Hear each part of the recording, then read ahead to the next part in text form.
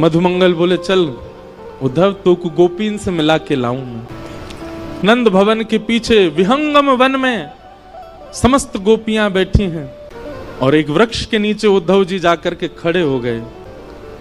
गोपियां आपस में चर्चा कर रही हैं, चारों ओर लाखों गोपियां और मध्य में एक शिला के ऊपर तप्त कांचन गौरांगी श्री किशोरी जी बैठी हैं। उद्धव जी खड़े खड़े सबकी बात सुन रहे हैं। तभी एक गोपी कहती है, कल तो कन्हैया ने मेरे संग बहुत ही बुरा कियो। बाकी सब गोपियां बोली, कहा कियो? बोले अरे मैं जमुना जल भर करके अपने घर के काजे जा रही और जिन नंद को छोरा माने ना है, जन कहां ते आयो और कहां ते कंकड़ लेकर के ऐसी मेरी मटकी में मारो, पूरी मटकी फूट गई, भीज गई मैं तो। और जैसे ही मैं भीजी पीछे पीछे भाजी, मैंने की लाला तू ऐसो उधम काय को करा करे? तो मुझे बोलो, अरे गोपी तू बहुत दिनांते नहाई नाए तो मैं ते दुर्गंध आवे, तो मैंने तो आज नवाए दई। मैंने की रुक जा दारी के तो जमुना जी में फेंकूंगी मैं। पीछे पीछे भाजी, सब गोपियां कह रही हैं फिर कावे हो फिर कावे हो। बोले मैं जैसे ही पहुंची वहां के पीछे मेरे हाथ पकड़ गई वारो, जैसे ही मैंने हाथ पकड़ो। गोपी बोली कहा भय हो फिर? बोले नेत्र खुल गए, स्वप्नों देख रही, मुंह तो स्वप्न में दिख रहे कन्हैया। और फिर बहुत बुरे भयो कि भैया कन्हैया तो चलोगे हो। कोई गोपी कोई भाव कहती है, कोई गोपी कोई भाव कहती है। मध्य में बैठी हुई किशोरी जी सबके भाव सुन रही हैं, अपलक नेत्रों से केवल नीचे की ओर देख रही हैं, पलक भी नहीं झपक रही हैं। तभी एक गोपी ने जाकर के किशोरी जी के चरणन को स्पर्श किया।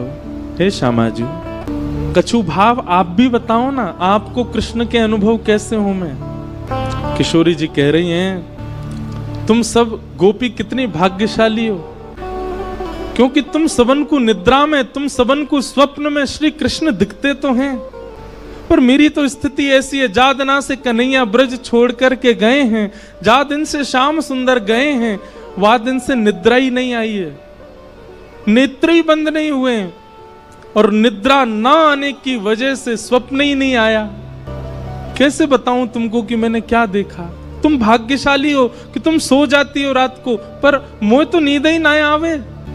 कन्हैया तो गए, श्याम सुंदर तो गए, पर मेरी वैरणी निद्रा को संग ले गए, मुंह को निद्रा ना आवे। सब सखियां बैठ करके चर्चा कर रही हैं, रुदन कर रही हैं। और रुदन भी कैसा बंधुओं, स्वर नहीं है किसी के रुदन में, शब्द नहीं है किसी के रुदन में, केवल रुदन है। नेत्र मानो अश्रु से भरे ही रहते हैं, बिना अश्रुओं के नेत्र किसी ब्रजवासी के हैं ही नहीं। तभी एक गोपी की दृष्टि पड़ी वृक्ष के नीचे खड़े हुए उद्धव पर, और उद्धव को देखा तो इतना ज्यादा गौर नहीं दिया, लेकिन उद्धव के सिर पर विराजमान मुकुट के ऊपर जब मोर पिच्छ को देखा, गोपियों को बताना नहीं पड़ा कि ये उद्धव भगवान का सखा है, संदेश लेकर के आया है। मोर पिच्छ देखते ही समझ गए ये श्री कृष्ण का मोर पिच्छ है और हमारी सुध लेने के लिए उद्धव को भेजा। अपने देखते ही पता चल गया गोपियों को। तभी एक भौरा उड़ता हुआ वहां आया और उस भौरे के वर्ण को देख करके, भौरे के स्वरूप को देख करके, मानो उस भौरे को केंद्र में लेकर के गोपियां उद्धव से नहीं कह रही हैं, भौरे से बात कर रही हैं और उत्तर सारे उद्धव को ही दे रही हैं। अरे भौरे, तू काला काला है, कृष्ण भी काला है, जरूर उन्हीं का सखा है तू। तभी एक गोपी कहती है, सखा क्यों नहीं होगा? भौरे का और कृष्ण का एक सा ही तो स्वभाव है। जैसे भौरा एक पुष्प पर बैठता है, उसका रस ले लेता है, फिर उस पुष्प को छोड़ देता है, फिर दूसरे पुष्प पर चला जाता है, उसका रस लेता है, फिर दूसरे पुष्प को छोड़ देता है, तीसरे पुष्प। ऐसा ही तो कन्हैया है। हम ब्रजवासी इनको रस लेते रहे हो और ज्यादा हमसे मन भर गयो, मथुरा चलोगो, मथुरा तो कहीं और चलो जाएगो, ये निश्चित उसी का ही सखा है। तो गोपियां यहाँ पर भगवान पर टोंट मार रही हैं और उद्धव को सुना रही हैं, ये श्री कृष्ण तो जन्म जन्मांतर के कपटी हैं। कन्हैया ने हमारे साथ कपट नहीं किया, इनके स्वभाव में ही कपट है। सखियां बोली कैसे कपट? बोले अरे छुप करके बाण मार दिया, किसको? बलि को। कपट किया कि नहीं किया? बोले हाँ कपट तो किया। अरे बेचारी सुरपनखा ब्याह करने आई थी, उसके नाक कान कटवा दिए, और अब हम गोपियां, हमसे स्नेह किया, प्रेम किया, हमारा घर परिवार सब छुड़वा दिया और आज हमें यहाँ रोता बिलखता छोड़ के चले गए। अरे हमें पहले ही समझ जाना चाहिए था, श्री कृष्ण ऐसे ही हैं, उनका हमेशा से स्वभाव ऐसा ही रहा है। तभी एक गोपी ने उद्धव की ओर अंकित किया, ये देखो उसका सखा आया है हमको समझाने के लिए। ब्रज से दूर चले गए, स्वयं मिलने नहीं आए, संदेशा भेज दिया। हम गोपियों का रूप देख रहे हो उद्धव कैसा हो गया, रो रो करके उनके प्रेम में, उनके विलाप में। तो तुम कहोगे कि तुमसे तो कुछ समय का संबंध था, तुमसे तो कुछ समय का प्रेम था, यशोदा मैया ने क्या बिगाड़ा था? उद्धव 6 महीने तक वहीं बैठे रहे। ठाकुर जी से कह के गए थे मैं शाम को आ जाऊंगा, और 6 महीने तक उन गोपियों के बीच में ही बैठे हैं, श्री जी के रूप का दर्शन कर रहे हैं, सब गोपियों की वार्ता सुन रहे हैं। बेसुध हो गए, भूल गए मैं कौन हूं, मैं बृहस्पति का शिष्य, मैं वृष्णियों का महामंत्री, मैं कृष्ण का दैत्य सखा, सब विस्मृत हो गया। उद्धव से दंडवत प्रणाम किया और किशोरी जी के चरणों से लिपट गए और बोले, हे श्यामाजू, अब मुझे कहीं नहीं जाना, सदा आपके श्री चरणों में रहना है। मुझे मुक्ति नहीं चाहिए किशोरी जी, मुझे संसार के भोग विलास भुक्ति कुछ नहीं चाहिए। हमारो कन्हैया आपसे बड़ो प्रेम करे, प्रीति करे। उद्धव, वृंदावन से मथुरा इतना दूर नहीं है कि हम जा नहीं सकते, वृंदावन से मथुरा की दूरी इतनी नहीं है। अरे भैया, हम एक दिन में 2 बार जा सकती हैं मथुरा, पर हमारो प्रेम ऐसा नहीं है कि हम अपने प्रियतम के पास मुंह उठा के ऐसी चली जाएं। जहां में हमारो प्रेमी सुखी है वहां में हम सुखी हैं। यदि मथुरा जाकर के, मथुरा वासियों के बीच में रह कर के हमारो लाला प्रसन्न है, तो वाकई प्रसन्नता में हम यहाँ रोएंगी, बिलखेंगी, तड़पेंगी, पर जा नहीं सकती उसके पास। हमारो प्रेम ऐसा है ही नहीं कि 24 घंटा प्रियतम के सामने बैठ जाएं। हमारो प्रेम तो वाकई प्रसन्नता में है। उद्धव, अब तुम योग्य हो, हम ब्रजवासी तो ब्रज छोड़ के नहीं जाएंगे। हमने गोपी गीत में पहले ही कन्हैया से कह दी, कन्हैया तो से ज्यादा प्रिय हमको ब्रजमंडल है। क्यों?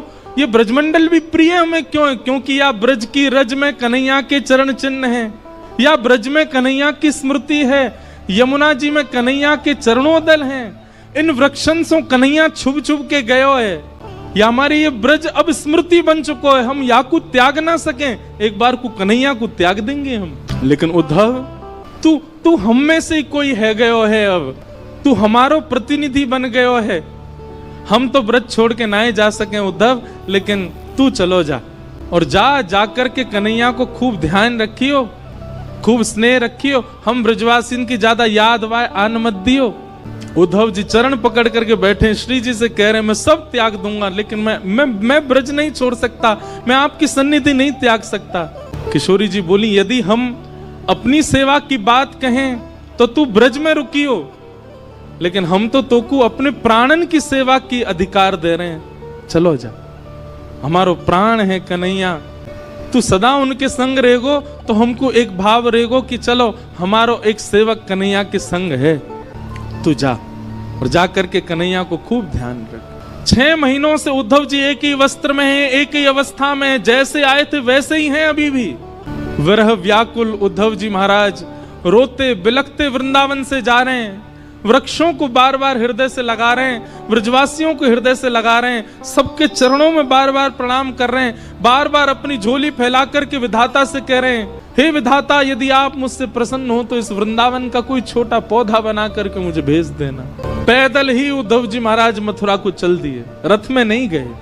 और मथुरा में श्री ठाकुर जी के भवन में जैसे ही प्रवेश किया, भगवान श्री कृष्ण अपने आसन से खड़े हो गए।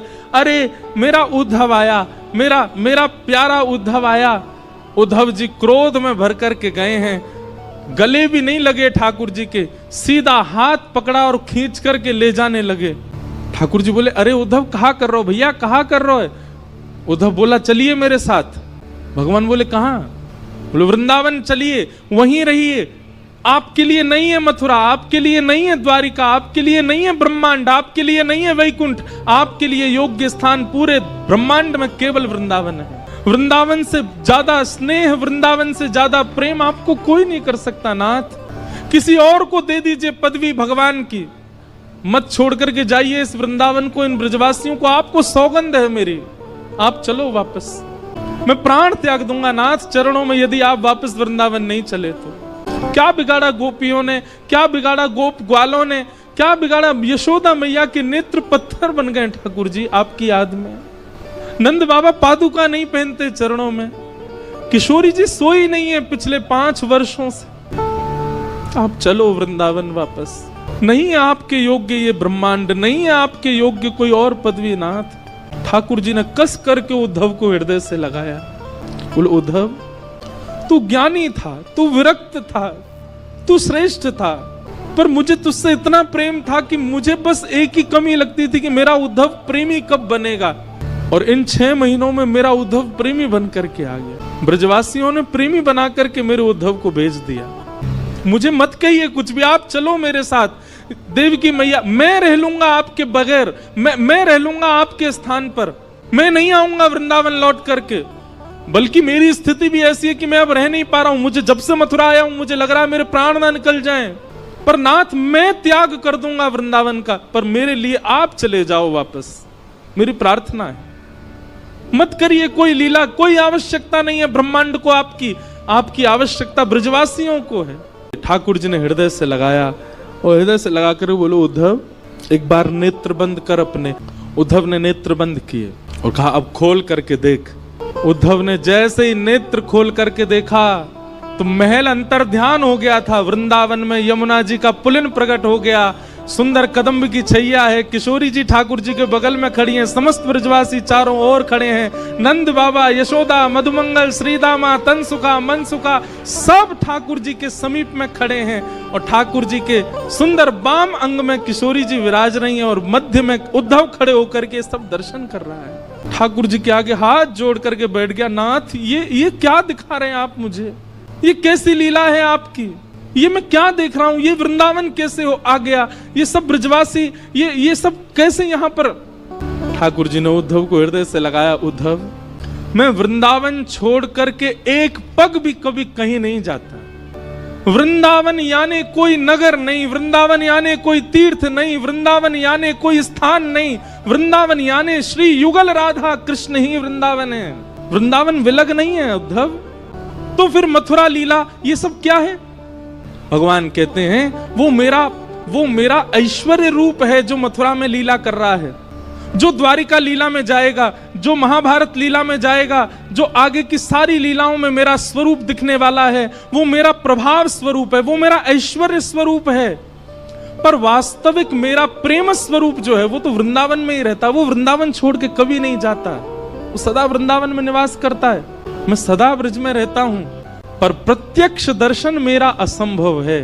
क्यों? क्योंकि वृंदावन का प्रत्येक कण मेरा ही स्वरूप है, वृंदावन के प्रत्येक वृक्ष मेरे स्वरूप हैं। मैं वृंदावन ही हूं, वृंदावन से अलग नहीं हूं मैं।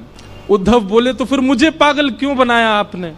मेरे साथ ये सब क्यों किया कि तू जा वृंदावन की मुझे बहुत याद आती, आदि आदि ये सब लीला मेरे साथ क्यों की? जब आप ही वृंदावन हैं, वृंदावन आप में ही है, सब सखा ग्वाल बाल और ये सब आपके अंदर विद्यमान है, तो मुझे क्यों भेजा वहां पर?